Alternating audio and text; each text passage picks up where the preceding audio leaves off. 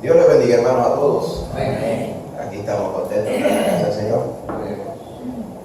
Bien contentos de estar en la casa del Señor. Hoy 17 de diciembre, hermano, ya se nos terminó el año. Estamos ya, ¿verdad?, terminando la bendición, que este año ha sido de bendición todos los años, todos los días, todos los momentos. El que está en Cristo Jesús, todas las cosas, dice, ayudan a bien. Puede ser que usted no entienda algo de momento. Usted podría decir, tengo que esforzarme mucho. ¿Cómo es posible que en esta situación específica el Señor provea que todo esto sea para bien? Pero cuando usted siempre, respectivamente, pasa el tiempo, usted se va dando cuenta cómo el Señor le va bendiciendo y cómo el Señor, años anteriores, se dice, oye, aquella ocasión que yo al principio como que no sabía por qué, después pude ver las bendiciones del Señor. Bendiciones del Señor no necesariamente es un momento agradable, un momento dado. A veces nosotros caemos, el problema de nosotros son las definiciones nuestras. La definición nuestra, la suya, la mía de bendición, no es la misma del Señor. Amén. Pero confiamos que la del Señor es la mejor. Amén. Amén. Gloria a Dios. Aquí estamos, hermanos. Vamos a estar hoy predicando la palabra del Señor en Isaías 61, del 1 al 4. Amén. Isaías 61, del 1 al 4. Después vamos a estar en Lucas 4, 18. También en nombre de Jesús. Amén. ¿Ha estado preso usted alguna vez?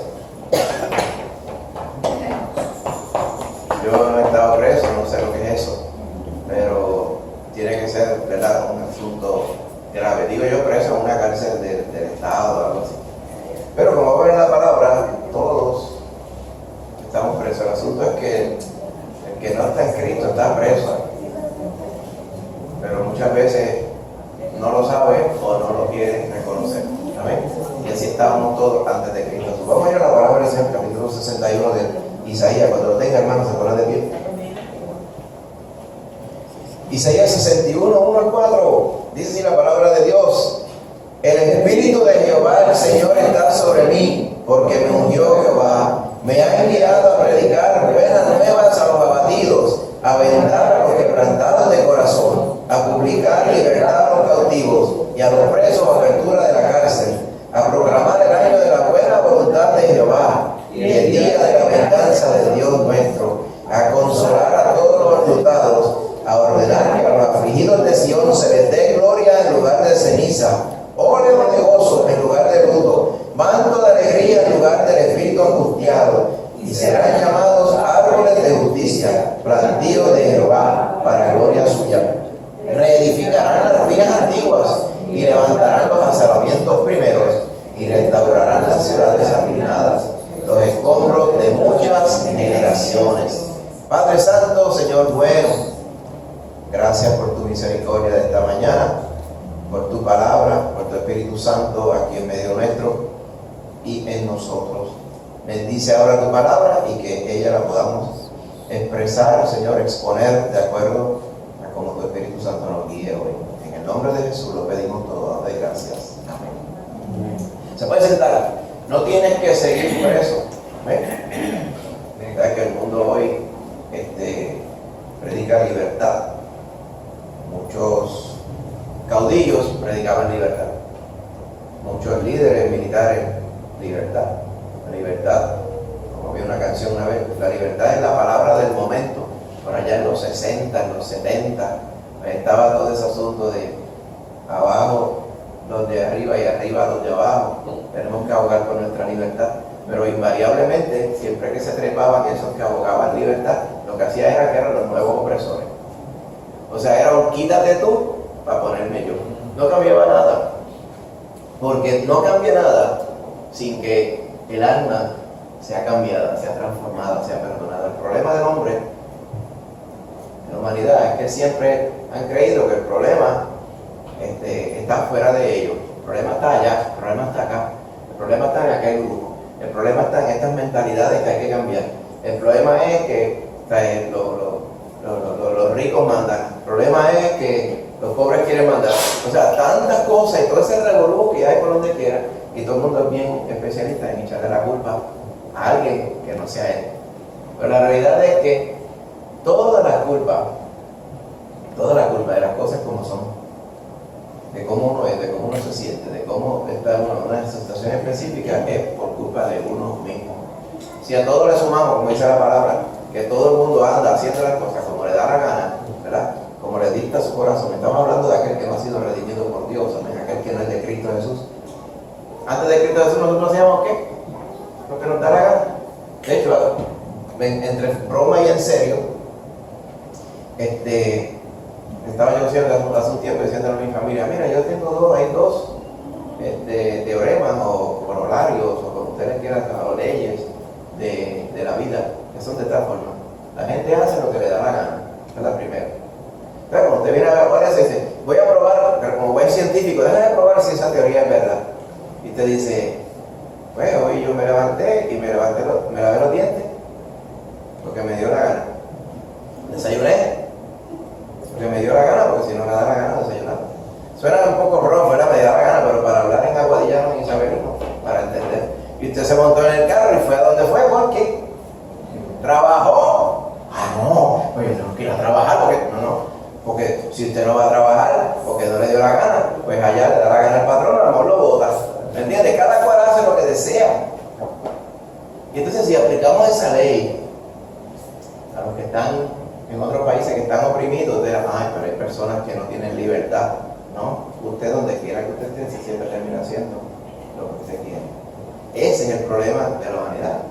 Ahora, cuando usted está en Cristo, entonces usted está llamado a hacer no lo que usted quiere, sino lo que Dios quiere. Amén, ahí está la diferencia. Pero mientras no estamos en Cristo, cada cual hace como quiere. Usted recuerda allá en el libro de los jueces, dice, en aquel tiempo, cada vez que hablaba de una barbaridad, en el libro de los jueces que sucedía en el pueblo, él decía, quiero explicar, como que si el que contaba la historia dijera, quiero explicar que en aquel tiempo no había rey en Israel. Cada cual hacía lo que bien le parecía. O sea, todo el mundo estaba haciendo lo que le daba la gana. Por eso que las cosas sucedían como estaban.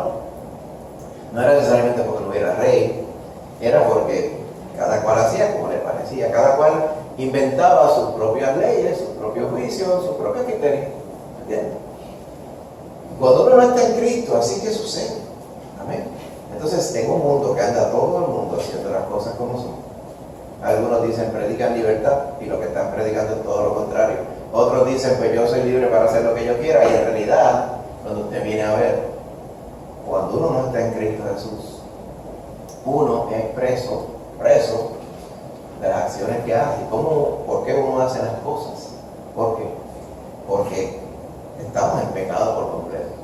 Las personas de hoy día, cuando nosotros estábamos aún sin Cristo Jesús, también lo mismo.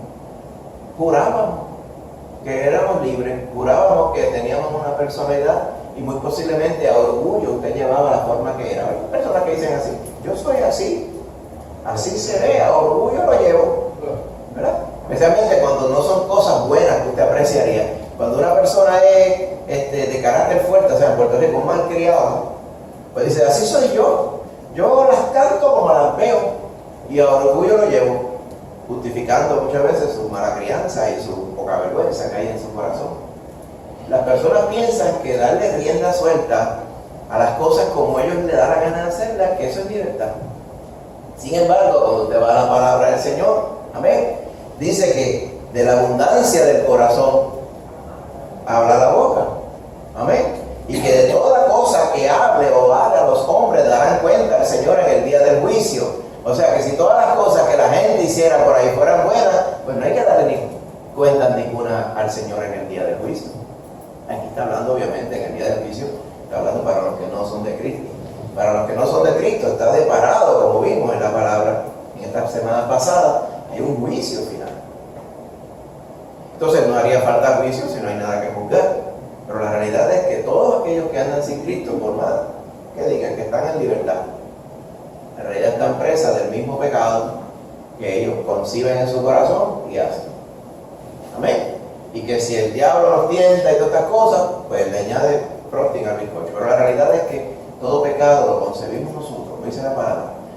Nos viene la tentación a nosotros mismos, la entretenemos, nos convencemos, caemos en el pecado y el pecado nos condena. Así es la condición de la humanidad. Imagínate, si usted se pone a pensar,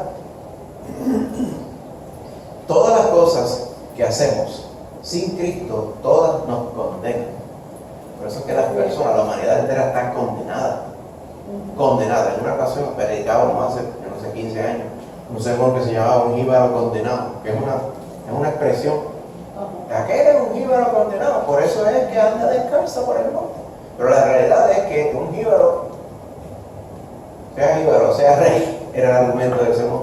Sea usted un jíbaro, sea usted el rey de la tierra, si usted se considera rey de la tierra, usted es pecador, usted está condenado, porque su propio pecado nos condena. Y esa es la verdadera situación de la humanidad. Ahora, el diablo es especialista en hacerle creer a las personas que no es así. Pues el padre de mentira dice, bueno, no es así en realidad. ¿Ves? En el jardín del Edén, ese fue el ejemplo original de esa primera tentación. Con que Dios les dijo a ustedes que no coman de ese árbol. Diría, me pregunto por qué. Ya sé por qué. Lo que pasa es que Dios es un mordido y Él no quiere que ustedes coman de ese árbol, porque lo que Él no le ha dicho a ustedes es que si comen de ese árbol van a ser igual a Él, que van a conocer el bien y el mal. Y el diablo es especialista en medias verdades. Él dice unas cositas que son verdad, mezcla con mentiras. Y a lo largo de toda esa tentación, de toda esa narrativa que se nos da en Génesis, eso es lo que vemos claramente ahí. Que el diablo se ha especializado por estar engañando a todo el mundo desde ese momento hasta el día de hoy. El mundo no ha explotado, no ha cogido fuego solo por la misericordia de Dios, porque Dios ha mantenido todo, que aún cuando el mundo está lleno de pecados, de malas decisiones, de torpezas, de rebeldías contra el Señor, usted dice, wow, bien estamos, para que la inmensa mayoría de todo el mundo está haciendo las cosas como le viene en gana, preso de su propio pecado, el cual no quieren reconocer. Por la misericordia, como decía el narrador, decía, por la bondad de Jehová no hemos sido consumidos, decía Jeremías, porque nunca decayeron sus misericordias. O sea, nosotros hubiéramos necesitado recibir y merecíamos recibir mayor castigo. Se refiere cuando el pueblo pecó y se rebeló contra Dios haciendo lo que le venía en gana también. Decía, nosotros merecíamos mucho más, pero no hemos sido destruidos por su misericordia. Por eso allá en el Salmo 136, bendecid al Rey de los cielos, ¿por qué? Porque para siempre es su misericordia. Amén. No se nos olvide, estábamos hablando de misericordia esta mañana también. Ahora, en esta porción bíblica, ya casi al fin del libro de Isaías, se le dirige esta palabra al pueblo de Israel en ese entonces. Si usted recuerda bien, el pueblo de Israel en ese entonces, amén. Dice, en los días del rey Usías, usted recuerda al rey Usías, bien al comienzo del libro de Isaías. Y vemos que Isaías fue llamado a predicar al pueblo, prácticamente quizás en la última etapa, podemos decir, en la última tercera parte del reino de Judá. Amén. Podemos decir que si comparamos el reino de Judá con el reino de Israel, el reino del norte, el reino de Judá tenía reyes que en general, con pocas excepciones, eran temerosos de Dios. Usted dirá, pues entonces quizás no había muchas cosas que señalar, de verdad, podríamos decir. Pero la realidad es que el mensaje de Isaías, amén, era completamente correcto, completamente necesario. Él está hablando aquí, mencionando la esperanza que el pueblo tenía, porque había sido predicada ya, de un Mesías, también de un Redentor, de un Libertador. Y muchas personas en ese tiempo ponían una explicación o una interpretación para lo que ellos entendían como el Mesías. ¿Okay? Muchos decían, pues ese será un líder como David, porque decía que el Mesías, correctamente, venía de la descendencia de David. Muchos decían, pues ese va a ser un rey guerrero como David lo era. Muy bien. En otras descripciones se nos habla de un Dios fuerte, la representación de Dios haciéndose carne, pues será una manifestación gloriosa de Dios. Otros hablaban, ¿verdad? En muchas ocasiones, especialmente Isaías, capítulo 53, capítulo 55, hablaba de que el propósito del Mesías era venir a tratar con el verdadero problema de Israel y del resto de la humanidad, que era el pecado que había en el corazón. A pesar de que eso había sido predicado desde siempre, usted va a notar que aquí en Isaías, y después cuando vayamos a Lucas, todavía las personas piensan que el problema es otro. Nunca la persona piensa que el problema es el pecado, porque a nadie le gusta pensar que ellos son la raíz del problema. Amén. Nadie le gusta. De hecho, eso era una broma que hacíamos en un trabajo anterior. Cuando pasaba algo que había sido culpa de alguien, le decíamos, oye, explícame, ¿qué se siente ser la raíz del problema? Le decíamos, ay, yo no sé. Y siempre, invariablemente, nosotros lo hacemos para bromear. Ay, yo no sé. Es que eso no es culpa mía toda. No es culpa tuya toda. Pues ¿quién más es culpa? Para ir a preguntar, también fulano vamos para allá de fulano. Aquel dice que la culpa no es de él completa, que tú tienes un pedazo. ¿Qué se siente ser la raíz del problema? Andábamos en medio de broma y en serio, ¿verdad? Porque para poder resolver un problema, ¿sabe qué? Hay que reconocer que hay un problema primero. Ese es el asunto. ¿Okay? Y ese es el asunto con la humanidad. La humanidad no reconoce el verdadero problema, el verdadero propósito de ese Mesías que Dios prometió. No es a reinar por reinar, no es a repartir comida por repartir comida. Amén. No es libertar por libertar. Entonces, ¿libertar de qué? ¿De qué nos va a libertar? La persona no quiere reconocer que su pecado es el verdadero problema. Por eso es que hoy día Satanás se ha dedicado a convencer a los predicadores, entre comillas, que no prediquen sobre el pecado, porque ya no está a la moda predicar sobre el pecado. Es muy ofensivo predicar sobre el pecado, especialmente en esta época donde haz lo que tú quieras por allá y hago lo que ella quiera por acá. Tú no me critiques lo mío, yo no te critico lo tuyo. Por eso es que nos tildan de justicieros, de juzgar, de entremedidos, ¿okay? De meternos en donde no nos importa y de estar siempre condenando a la gente. Pero es que la palabra del Señor dice que el verdadero problema es el pecado. Cuando usted vino a Cristo Jesús y Cristo Jesús le ofreció salvación con tan solo creer en Él, amén, usted tenía que reconocer que usted necesitaba a Cristo porque usted estaba en pecado. El que no tiene al Hijo de Dios no tiene la vida. ¿Por qué no tiene la vida? Porque está muerto en pecado. El pecado mismo que ha estado haciendo toda la vida. Pues esa noción es diferente en los tiempos de Isaías, en los tiempos de Adán, en los tiempos de Moisés, en los tiempos de Abraham, para acá, en los tiempos de todos los profetas, hasta los tiempos de Jesús. Y si le damos fast forward, hasta el día de hoy. Las personas no quieren reconocer que están presos. Y no tienen que seguir presos. Estás preso del pecado. Amén. Si no estás en Cristo Jesús, el que manda en la vida tuya es Satanás. ¿Se te ha presentado alguna vez Satanás? ¿Se ha sentado a hablar contigo? No, ¿verdad que no? Te dice, no es más posible que yo sea Satanás, porque esa es la especialidad. La especialidad es hacerle sentir a la gente que están libres, pero en realidad están amarrados al pecado. La Biblia dice que todo el que hace pecado es esclavo del pecado. Así que se demuestra. Y lo opuesto también es cierto. Cuando usted es de Cristo, ya usted no tiene y no debe estar esclavo del pecado. Porque ya toda la deuda que había de pecado en usted se lleva en la cruz del Calvario. Amén. Y ya usted, a menos que usted desee, como cristiano, lo cual la Biblia le dice, usted no debe hacer estas cosas, permitir al pecado que reine en nosotros. Dice, no reine pues lo terrenal en vosotros. Amén. Porque ya hemos sido comprados por precio. Dice, glorificad pues al Señor en vuestros cuerpos mortales. O sea, en nuestra vida, cuando usted viene a Cristo, usted ya no está haciendo lo que usted le da la gana. Usted viene a glorificar al Señor, usted viene a hacer lo que el Señor desea. Pero gloria a Dios que nosotros pudimos entender eso. Lamentablemente, la inmensísima parte de la humanidad no quiere reconocer que ese es el verdadero problema. Cuando Isaías es movido por el Espíritu a predicar esto que está en el capítulo 61, cuando dice, el Espíritu de Jehová, el Señor, está sobre mí, porque me ungió Jehová. Es obvio que no se está refiriendo a él. ¿Ok? Porque todo lo que está diciendo es imposible que un hombre lo haga. Así que se está refiriendo, obviamente, al Señor, al Mesías, a Dios encarnado que iba a venir. Dice, me ungió Jehová.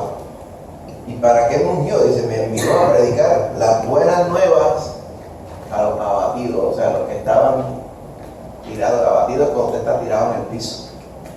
cuando estás sin fuerza, atacado, vencido, a vendar a los que están quebrantados del corazón, o sea, a vendarle el corazón los que tienen el corazón herido, el corazón roto, quebrantado cuando algo está embarazado. También voy a venir a publicarle a los cautivos que ya son libres. Y a los presos les voy a abrir la cárcel. Y voy a venir a proclamar el año en el que Jehová viene a desearle el bien, la buena voluntad a todos. Qué tremendo eso, ¿verdad? Importante llevarnos de aquí que hay quienes están abatidos, hay quienes están quebrantados de corazón y hay quienes están cautivos y presos en la cárcel. Amén. Para ellos fue que vino el Señor. Para nosotros, cuando estábamos en esa misma condición de pecado, para eso fue que vino el Señor. Amén. Él vino a proclamar libertad para los que no teníamos libertad. Si nosotros hubiéramos recibido la palabra de Dios, que nos dice, estás preso del pecado, estás condenado, a menos que vengas a Cristo Jesús. Si nosotros hubiéramos dicho, a mí no me hace falta, en verdad, predícale a otro, no vaya a ser que se gaste, dale a esa bendición a otro, porque yo estoy bien. Y esa es la respuesta de aquel que no reconoce su pecado. Si usted va a Lucas, capítulo 4, el Señor Jesús se refiere a esta misma porción de la Biblia allá. Vamos a ver lo que sucede. Miren,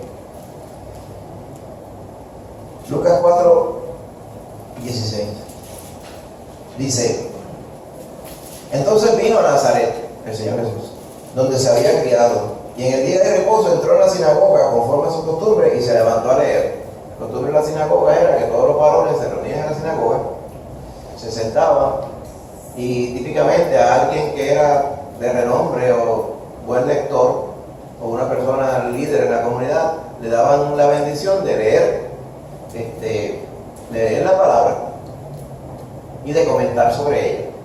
¿Okay?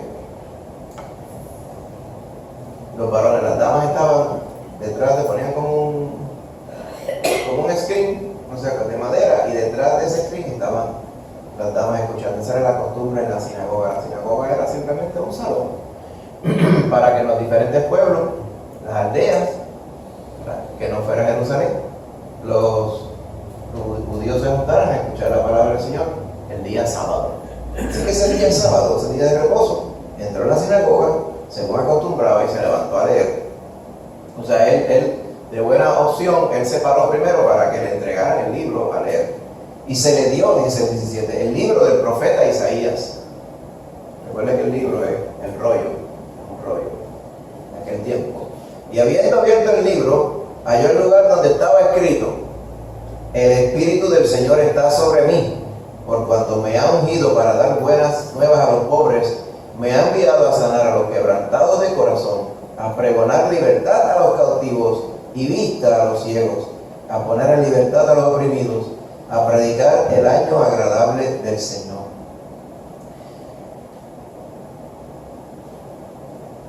Dice que enrolló el libro, se lo dio al que se encargaba de administrar y guardar los libros y se sentó. Y no dijo nada. Típico era que dijera, comentara sobre esta porción. Sentado comenzó a comentar. Lo primero que dijo es: hoy se cumplió esta escritura delante de ustedes. O sea, esta porción bíblica que predicó Isaías hace 650 y pico de años se acaba de cumplir hoy delante de ustedes aquí en Nazaret. ¿Ustedes recuerdan la ocasión que tuvimos nosotros, ¿verdad?, una de estas dinámicas, una vez que nos reunimos hace mucho tiempo? Decía: oye, ¿en qué lugar de la historia bíblica, si tú pudieras haber ido una sola vez allá al pasado, ¿en qué lugar te gustaría haberte encontrado?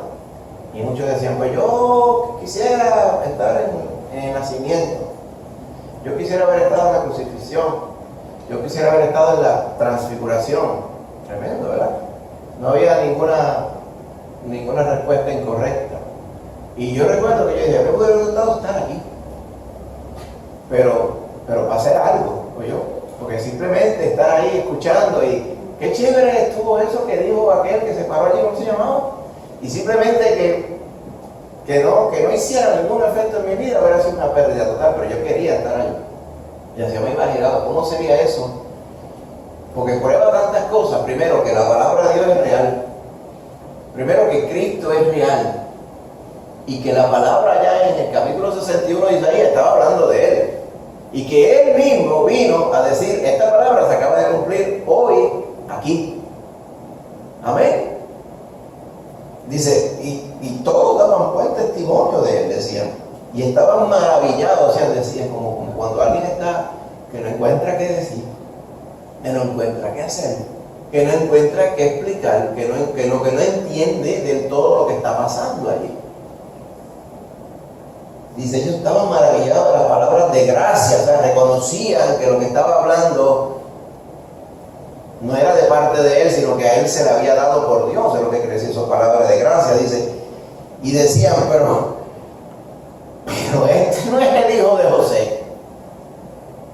Como que dice, en otras porciones de la palabra, paralelas a esta, en Mateo y en Marcos, dicen, pero este no es el hijo de José, no están aquí sus hermanas y sus hermanos entre nosotros. O sea, este es un hijo de vecino como nosotros. Pero está hablando unas palabras que nunca hemos escuchado antes. Porque la porción de Isaías 61, estoy seguro se la sabían ellos de memoria. Pero que alguien viniera y dijera, hoy esta palabra, que ustedes llevan 600 y pico años escuchando, hoy se acaba de cumplir, aquí delante de ustedes. Entonces está ese reto que el Señor le hace, porque este es un llamado al arrepentimiento que el Señor está haciendo aquí.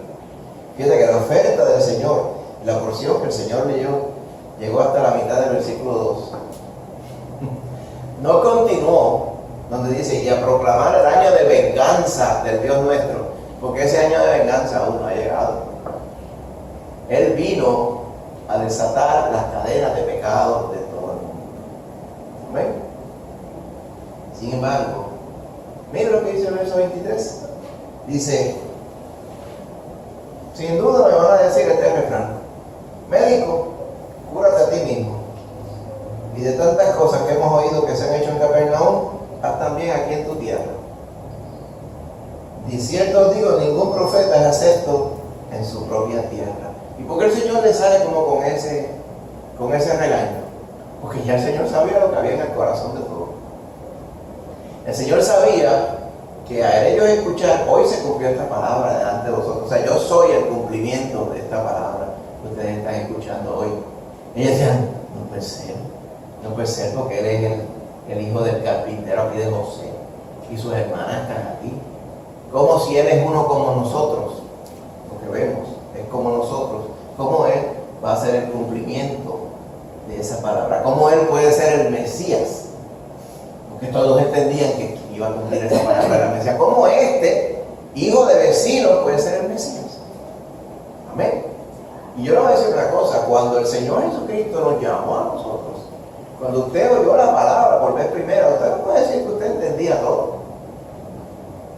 Inclusive hoy usted no entiende todo tampoco. Amén. Pero ya hoy usted ha aprendido a aceptar la verdad de Dios por fe, porque no todas las cosas las puede explicar. El Señor no permitió que todas las cosas se pusieran a explicar. Amén. Ni aún la ciencia pretende saber todas las cosas y explicarlas todas, por más que ronquen, ¿verdad?, sobre estas cosas. La realidad es que los que estaban allí no iban a entender cómo es posible que una persona con la cual ellos se habían criado, un ser humano con el cual ellos se habían criado, fuera el Mesías también. A menos que meditaran bien en la palabra y dijeran, pero es que el Mesías es Dios con nosotros. ¿Cómo Dios va a estar con nosotros a menos que esté como nosotros? Entonces después con la palabra vamos entendiendo que Dios mismo se encarnó en la persona de Jesucristo. Y tenía que nacer en algún lugar, tenía que criarse en algún lugar, pues ese era el Jesús que se había criado allá en Nazaret. Pero no dejaba de ser Dios por completo, porque el único que podía cumplir esta palabra que vemos en Isaías era la presencia de Dios, real y pura, como Él descendió. Ahora, llegar a ese entendimiento no es algo de un minuto, pero cuando el Espíritu Santo le habla a uno y le da testimonio de que lo que tú estás escuchando es verdad, hoy estamos predicando aquí. Espíritu Santo vive en nosotros porque Él nos ha salvado. El Espíritu Santo está aquí también. El Espíritu Santo es el que convence de que lo que estamos hablando aquí es la verdad. Yo no tengo que forzarme en eso. Yo no tengo que estar dándole mucha vuelta para entrar al alma y a la mente de las personas. El Espíritu Santo es el que se encarga de eso. Nosotros nos encargamos de explicar lo que dice la palabra. El Espíritu Santo explicó a través del Rey de Reyes, Señor de Señores, ese día lo que estaba pasando allí. Pero ya el Señor sabía que no estaban creyendo. Mire cómo sigue diciendo: muchas viudas había en Israel en los días de Elías, cuando el cielo fue cerrado por 3 años y 6 meses y hubo una gran hambre en toda la tierra, pero a ninguna de ellas fue enviado Elías, sino a una mujer viuda de Sarepta de Sidón. O sea, había mucha necesidad y cualquiera de ellas pudo haber amparado a Elías cuando lo estaba persiguiendo Jezabel, pero el Señor no lo envió acá, lo envió fuera de Israel. Como que dice, Él no lo envió entre ustedes, lo envió fuera, a otro país. Y había un montón de leprosos cuando el tiempo de Eliseo. Ninguno de ellos fue limpiado, sino Naamán, que era de Siria. Dice, ¿y por qué? ¿Y por qué el Señor no limpiaba a los leprosos de su pueblo? ¿Y por qué el Señor no ayudaba a las viudas de su pueblo? Algo estaba pasando, es lo que quería explicar el Señor Jesús. ¿Ves? Como que dice, la mente de ellos decía, oye, tú que dices que la palabra esta se cumplió en ti, pero aquí en Nazaret tú no has hecho milagros. O sea, pero en Capernaum has hecho milagros, pero aquí no has hecho milagros. Como que dice, mira, hazlos aquí. Si los has hecho allá, hazlos aquí también, en tu parcela. Hazlos aquí en tu parcela, en lugar de por allá en Capernaum. Dice que cuando oyeron todas estas cosas, todos en la sinagoga se llenaron de ira. La parte triste de esto es que es eso mismo, ¿verdad? Personas que estaban allí, dice todos. O sea, ese día se cumplió la palabra del Señor allí, en la misma cara de ellos. Dios encarnado estaba en la cara de ellos, el Salvador de este mundo estaba en la cara de ellos, el cumplidor de la palabra, el inspirador de la palabra, la cual él había cumplido ese día allí, para que usted vaya viendo la magnitud de ese evento. Y todos les estuvo malo cuando él les reclamó la incredulidad que había en su corazón. Eso nos ilustra algo súper importante. El mundo de hoy piensa que es simplemente tener a Cristo Jesús en la boca, decir cositas que parezcan que yo sirvo al Señor, hacer cositas como que los que le sirven al Señor harían. ¿Ves? Y está este asunto de la imitación, las cosas que digo, las cosas que hago, pero en realidad no le han dado cara al Señor. Porque para darle cara al Señor, primero hay que reconocer lo que somos y nuestra necesidad. Todos estos que estaban en la sinagoga en Nazaret, fíjate con eso, se reunían allí todos los sábados a esperar la buena voluntad de Dios, a esperar que Dios, pienso yo, les repartiera a ellos, les hablara a ellos, les redarguyera, les convenciera de las cosas que Dios necesitaba de ellos. Y Dios se les revela ese día a través de su Hijo allí, y ellos no quieren hacer caso. Para que usted vea que lo que impide entablar una relación con Dios, ensamblar nuestra alma, es nuestro propio orgullo. Usted piensa que ninguno de ellos entendió. Todos entendían. Como dice, este viene aquí y nos dijo esto, pero ¿y cómo es posible que hable estas palabras de gracia? Pues hasta ahí se veía el Espíritu Santo tratando con ellos. Es que estas palabras tan poderosas, tan claras, ese es el Espíritu Santo obrando en el corazón de las personas. Como cuando usted antes de Cristo, usted oía a Cristo Jesús por todos lados, pero le entraba por un oído y salía por el otro. Como que no le daba atención y si atendía un chiquito se le iba, como dice la parábola del sembrador, ¿verdad? La caída entre los suelos, entre la arenita, crecía rápido y las aficiones del mundo se iba, o venía el mal y se quitaba la semilla que estaba en su corazón y usted continuaba perdido hasta el momento en que usted le hizo caso a la palabra de Dios. Ese momento lo vemos ilustrado en ese mismo verso que vemos ahí. Daban buen testimonio de él. y se maravillaban de las palabras de gracia que salían de su boca. Pero entonces le dieron lugar a la carne y dijeron, pero es que este es el hijo de José. ¿Está bien? Ese problema lo tiene la humanidad de hoy también, hermano. Se predica a Cristo Jesús, pero a menos que usted le dé lugar al Espíritu Santo para que le convenza de pecado, usted va a seguir en pecado. Por eso es que al final de esta historia, ¿verdad? La historia empieza muy bien. Cuando yo le digo que yo hubiera querido ser parte de esa historia, no era para estar entre los que decían que no, al final, ¿verdad? Yo me pregunto, ¿habría yo respondido de la misma forma al Señor? Como respondieron todos allí. Dice que al final le echaron fuera de la ciudad y le llevaron hasta la cumbre del monte donde estaba edificada la ciudad de Nazaret para tirarle por un barranco. Dice, pero él pasó por el medio de ellos y se fue. Fíjese el cambio que da para que usted vea cómo es el corazón de cada persona perversa. En el momento que están reconociendo que la palabra que están escuchando de este varón era palabra de gracia, o sea, palabra de Dios, deciden darle lugar a las cosas de la carne. ¿Acaso no es el hijo de José? Y lo mismo pasa hoy. Lo mío, yo estoy bien así. Nadie tiene que venirme a decir nada. Yo no estoy muy bien, pero yo estoy tan mal como están aquellos otros de allá. Y entonces tantas tramas y tantas cosas que hay en nuestro corazón. Y no reconocemos la necesidad de Cristo Jesús. Amén. Ahora, la palabra del Señor, Juan capítulo 5, si usted va allí un momentito, en el Evangelio de Juan. ¿Okay?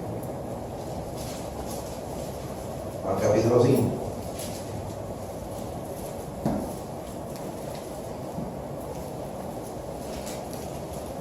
Verso 19. La autoridad del Hijo de Dios, de Jesús, dice, de cierto os digo, no puede el Hijo hacer nada por sí mismo, sino lo que ve hacer el Padre. Porque todo lo que el Padre hace, también lo hace el Hijo igualmente. Porque el Padre ama al Hijo y le muestra todas las cosas que Él hace, y mayores obras que ésta le mostrará, de modo que vosotros os maravilléis. Porque como el Padre levanta a los muertos y les da vida, así también el Hijo a los que quiere da vida.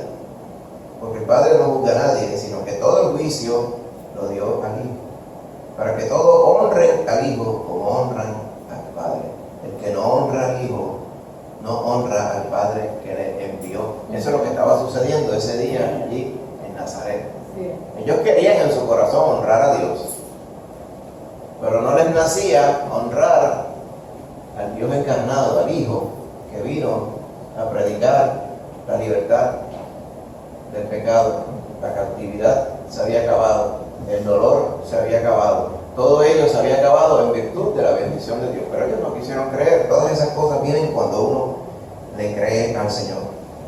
Por eso esta porción se cumple, ese verso 23 se cumplía también en ese día, pero se cumplen hoy también en un montón de personas, un montón de grupos que dicen honrar al Señor. Hay unos que predican a Jehová pero no quieren a Cristo. Aquí dice, para que todos honren al Hijo como honran al Padre, y se ve claramente que esa no es la intención. Hay un montón, ¿ok?, que también por un lado dicen, queremos al Hijo pero no queremos al Padre. Pues tampoco es posible. O sea, las personas quieren hacer las cosas como le vienen y les salen ganas, ¿verdad?, como lo dice. Por eso en el verso 24, ese mismo capítulo 5 de Juan, el Señor dice, el que oye mi palabra y cree al que me envió, tiene vida eterna y no vendrá a condenación, mas ha pasado de muerte a vida. Eso es lo que se esperaba hicieran aquello ese día, allá en Nazaret. Allá en aquella aldeíta, bien chiquita, aquella sinagoga que no tendría muchas personas, allá fue el Señor a predicar la palabra y a confirmar que ese día se había cumplido esa profecía allí delante de todos. Qué clase de privilegio, ¿verdad?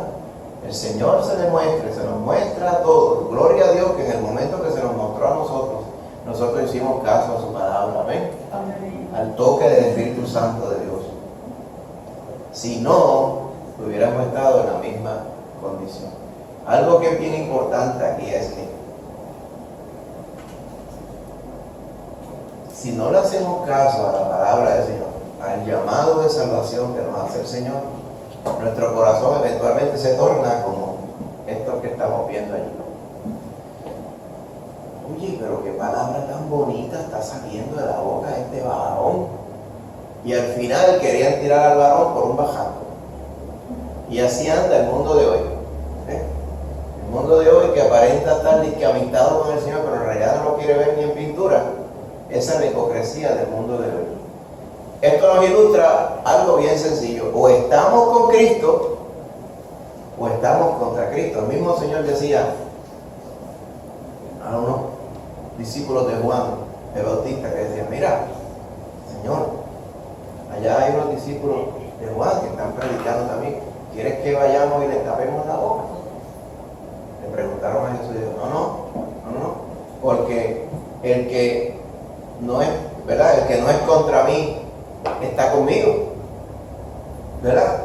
Si alguno está recogiendo, pues quiere decir que no está desparramando, como dice, que hay solamente dos formas de estar: o están conmigo o están con el diablo. ¿Me entiendes? No hay terreno medio. Usted no puede estar, pues yo, fíjate, no es que yo esté en contra de Cristo, pero tampoco es que estoy opuesto. Ese estado no existe según la palabra del Señor. O estamos con Cristo, o somos sus peores enemigos. Y eso se demostró ese día allí en Nazaret. Cuando la palabra de Dios se predica, todo se polariza. ¿Sabes lo que es polarizado? Que cogen o para un lado o para otro. No hay término medio. El polo es positivo o el polo negativo. No hay nadie en el medio. Cuando Cristo se predica, hay que tomar una decisión. El Espíritu Santo se encarga de que tu corazón sea tocado y convencido de que hay una necesidad del Señor. Amén. Pero la decisión es tuya. Ahora mismo, si usted está escuchando esto y está sin Cristo, está sin Cristo Jesús, la palabra es clara, dice: usted es preso del pecado, usted es esclavo del pecado, y al que hace pecado le van a dar la recompensa que el pecado deja. La palabra dice que la recompensa que el pecado deja es la muerte eterna. Estuvimos hablando la semana pasada, aquellos, dice, los que resucitaron en la segunda resurrección, allá en el final de los tiempos, dicen, esos que resucitaron en la segunda resurrección fueron a darle cara al Señor y fueron juzgados según sus obras. Y el que no se halló inscrito en el libro de la vida, dice, fue lanzado al lago de fuego. El mismo capítulo, pero un poquito antes, hablaba de los que entrarían a reinar con Cristo en el milenio. Bienaventurado el que tiene parte en la primera resurrección. Amén. Porque ellos serán sacerdotes de Cristo y reinarán con Él.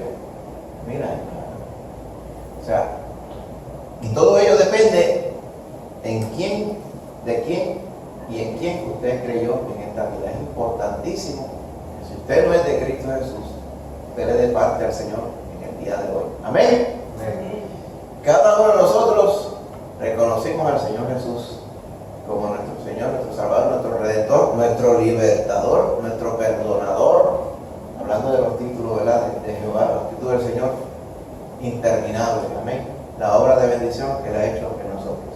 Pero mayormente, como el mismo David decía, bendito sea Jehová, que ha librado mi alma de toda angustia. Y el que cree en Él no será avergonzado. ¿A qué se refería David? ¿A qué angustia? A la angustia de morirnos sin salvación, sin Cristo, ir a dar cara a Dios sin Cristo, o sea, completamente desprovisto, esa angustia, y después la vergüenza delante de todo el mundo de ser lanzado a la condenación. Cuando todos en ese momento van a saber, inclusive el condenado, que no tuvo que ser así. Yo estoy convencido, ese va a ser el mayor tormento a los que están condenados en la eternidad. La Biblia habla del fuego, de la separación del Señor. La mayor angustia va a ser el por poco me salvaba, pero no me salvé porque no me dio la gana. Por eso le digo, tenga cuidado con las cosas que a usted le da la gana. El Señor Jesús le toca a usted para salvación, respóndale para salvación. Y no le dé liviandad a las cosas que estamos diciendo. Esto que estamos explicando aquí es lo que es verdaderamente importante en esta vida. Amén. No son ni los estudios, ni el trabajo, ni portarse bien, ni ser lindo, ni feo, ni gordo, ni flaco, ni esas puras tonterías. Muchas veces pasamos por la vida atendiendo 20 cosas que entendemos posiblemente que son de cierta importancia. Créame, cuando estemos ahí en el portal de irnos a la muerte ya, porque todos nos vamos a morir, a menos que Cristo venga. Cuando estemos en esa transición, a punto de morirnos, entonces las cosas que para usted eran importantes antes, usted primero no se va a recordar ninguna de ellas. Lo que va a importar ¿es usted de Cristo Jesús o no? Confesó su pecado y el Señor permitió al Señor que le salvara con su sangre, le limpiara y pusiera su nombre en el libro de la vida. Eso es lo que es importante. Lamentablemente muchas personas llegan al portal de la muerte, al umbral, por así decirlo, el paso para salirse de este mundo, y se van sin Cristo Jesús. Y después que nos vayamos de esta vida ya no hay más chance. Esta vida, ¿sabes para qué es esta vida? No es para hacer fama y dinero y buena gente. Esta vida es para prepararse para la vida eterna. Esta vida, aunque usted dure 100 años con pastillas e inyecciones, lo que usted quiera, o suero, lo que le dé la gana, 100 años no son comparados con la eternidad. Amén. Esta vida es para prepararse para la vida futura. Amén. Esa visita que les hizo el Señor aquí en Lucas capítulo 4, allá en Nazaret, a estos allí, ese día, era de la misericordia de Dios. Yo me voy a presentarle a estas personas. Ellos se reúnen aquí todos los sábados a escuchar la palabra del Señor. Yo les voy a explicar que hoy se cumplió esta palabra en la cara de ellos. El Señor ya sabía, lamentablemente, tristemente, la respuesta que yo les iba a dar. Amén. Se cumple lo que decía Juan capítulo 1. Vino a los suyos y los suyos no le recibieron. Pero a los que le recibieron y a los que creen en su nombre, a esos, amén, les dio el derecho, la potestad para ser transformados de hijos del diablo a ser hechos hijos de Dios. Amén. Dicen, esos no son engendrados por voluntad de varón, no fue porque un varón quiso tener un hijo, sino voluntad de Dios. Amén. Dios es el que nos transforma y nos saca de ser hijos del diablo, condenados junto con el diablo y todos los que están con él. Nos saca de ese destino para ponernos, ¿verdad?, en su camino de salvación. Por eso hablábamos de preso. Usted no tiene que seguir preso del pecado. Si tú estás sin Cristo, estás preso del pecado, aunque te sientas chico. Es parte de eso, ¿verdad? El pecado anestesia a uno, el pecado envicia, el pecado anestesia, pero cuando vayas a darle cara al Señor, sepa que te alcanzará tu pecado, a menos que tú hayas permitido que Cristo Jesús haya perdonado ese pecado. Amén. Así que no tienes que seguir preso del pecado. El Señor vino para libertarnos del pecado. Amén. Amén. Así que el que cree en Él no es condenado, como dice el capítulo 3 de Juan. Amén. Ahora, el que no ha creído ya ha sido condenado, porque no ha creído en el nombre del Hijo de Dios. Vamos a estar de pie. Señor es bueno, hermano. Amén. Gloria a Dios. Vamos a orar. Padre Santo, Señor, yo te doy gracias en esta mañana por permitirnos predicar tu palabra. Amén. Por poder, Señor, estar aquí en tu casa, Señor, en esta bendición, este privilegio de aquí, sentado tranquilamente, Señor. Poder escuchar tu palabra, poder cantar alabanza, Padre, entre los hermanos. Bendícenos, Señor, en este día, mucho más allá de lo que nos ha bendecido ya. Que podamos, Señor, honrar tu nombre a través de este día, Señor. Padre, trae salvación a aquellos que no son salvos, que todavía andan desprevenidos, igual que nacieron, haciendo las cosas como bien, mejor le parecen, pero no le han dado cara a la realidad, no han dado cara al Señor de señores, a nuestro Salvador, quien ofrece salvación con solo creer en Él y confesar nuestro pecado. Permite, Señor, que tu Espíritu toque a todos estos que andan sin salvación, para que todos procedan al arrepentimiento. Como dice tu palabra, no es que tú te tardas en volver, es que estás dando chances de que todos los que se van a salvar se salven. Que tu Espíritu siga tocando las almas, Padre Santo, para salvación. Y a nosotros permítenos siempre predicar tu palabra, tal y como está escrita. Que no venimos a agradar a la gente, venimos a predicar tu palabra para agradarte a ti, Señor. Amén. Gracias te damos, Señor. Todo esto, dándote gracias, lo ponemos en nuestro corazón, Señor. Y también te pedimos que cuando salgamos de aquí, nos lleves con bien, Señor, a nuestras casas. Gracias, Padre. Todo esto